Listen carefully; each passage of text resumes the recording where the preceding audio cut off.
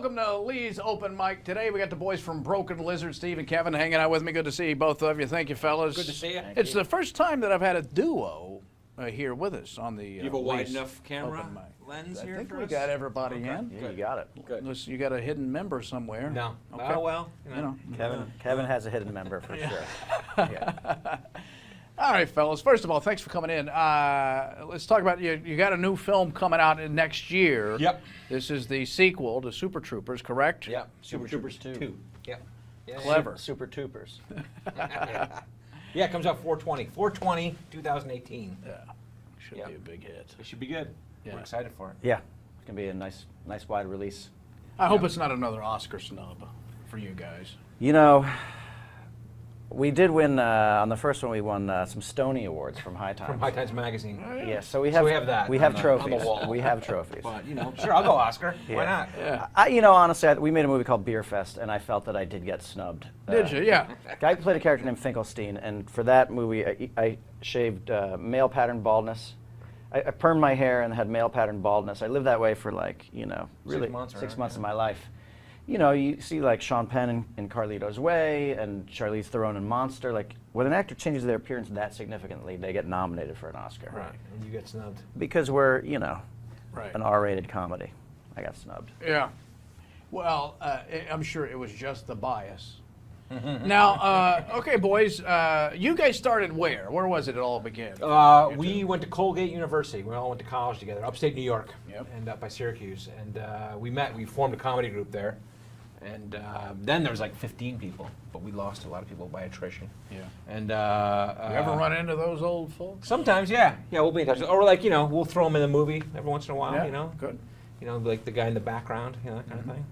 But we ended up meeting in college and started doing this thing, and then we kind of moved to New York City afterwards and did live comedy shows and made films, and it kind of grew from there. Was that a grind to where you thought this isn't working, or were you just so passionate about it you had to keep going? I mean, it was. No, I mean, back then it was like, it was the 90s, so, the internet was not really up and running yet.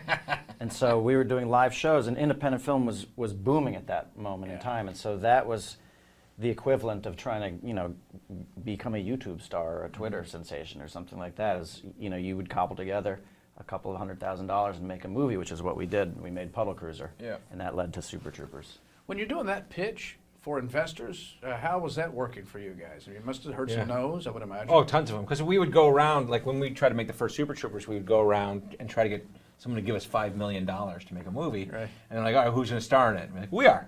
And like, who's going to direct it? We are. And they're like, all right, we'll see you later. You know what I mean? And that was a lot of how it went. Yeah.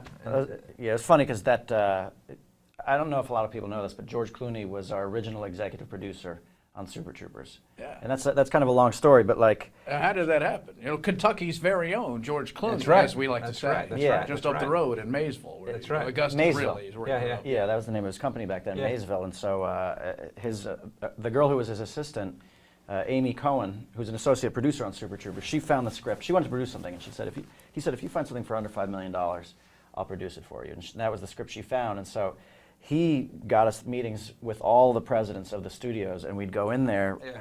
and then they would always say, "Is George going to act in the film?" And we would say, "He's not." And they were like, he's not. Okay, nice meeting you. "Cool, See you later. And that would be the end of that. So we just went and we raised the money on our own. We Yeah. did it. Yeah. And the rest is history, as they say. I guess so. I guess Yeah. it is. Yeah. So now you guys, you're both stand-ups, Yeah. right? Yeah.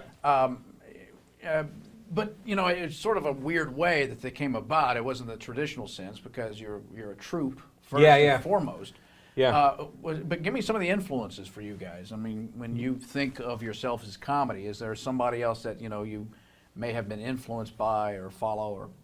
I mean, we started as sketch comedians, and so, I think, stand-up comedy-wise, we definitely had comedians that we liked. Like Richard Pryor and Eddie Murphy are the sort of most obvious ones from when we were kids. But we were looking, it was the movies that we were watching, the R-rated comedies, from the Monty Pythons to like the John Landis films, Right. things like that. And then, we during the writer's strike, Broken Lizard decided to do a sketch comedy tour. back in 2009, and it just became impractical. You'd be carrying around giant duffel bags with costumes in it, and we decided to shed all that stuff and just go out there with a microphone. And that's when we started doing stand-up So we comedy. kind of went backwards. Like a lot of Right. stand-ups go and then try to get into movies. We were in movies, and then we wanted to do stand-up. Yeah.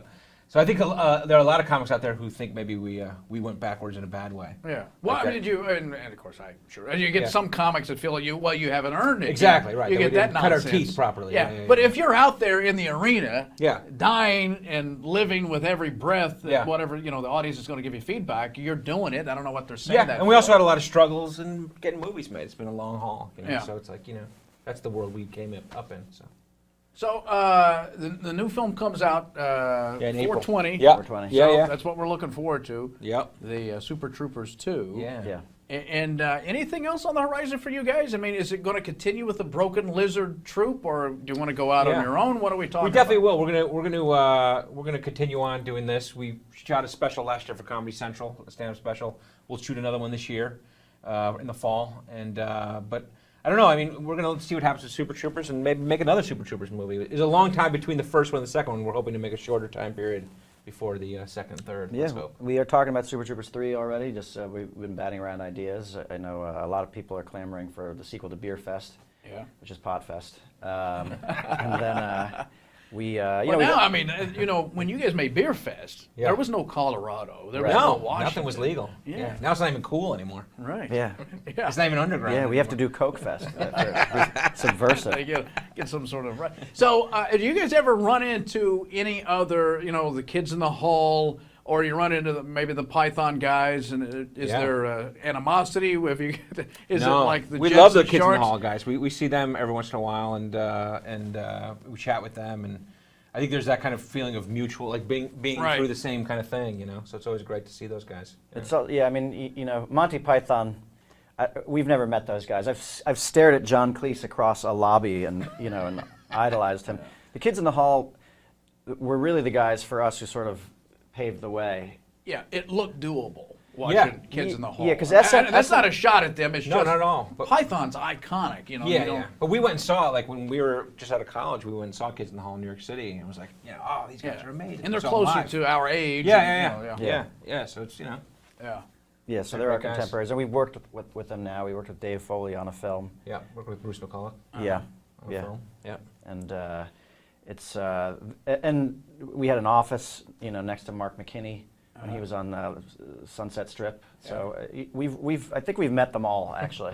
And do you? I mean, when you share, because the dynamic, I would imagine. I mean, with the rise and fall and Yeah. and fame and everything else that comes with it, there's got to be issues. I mean, because you start off as college buddies. Yeah. I don't know how tough it may be, but I'm just saying. But no, you definitely, and there's it's the some same of thing that. with bands, like Right. we know guys who are in bands who have the same, when you have that group of 4 guys and that dynamic, there's going to be arguments and fights and whatever, ups Yeah. and downs and that kind of stuff. So it's fun to share stories like that, Yeah, if you can make it through. I mean, truthfully, we've been together long enough, and we've been through so many different things, and they never stop. There's we recently had a nice little flap up. You just become closer ultimately. I mean, in some ways, we've been together for like 20 years. Yeah. So there is a family element to it. Right. I mean, the other 4 guys in Broken Lizard, we have been through things that only we can understand. The show business is an up and a lot of down Yeah. type of thing. So, Well, listen, we're looking forward to the new film, and I can't wait to see what other projects you got on the Yeah. horizon. Boys, thanks Great. for coming in. Thanks for having Kevin, us. Steve, good job, guys. Yeah. That'll do it for this version of Lee's Open Mic.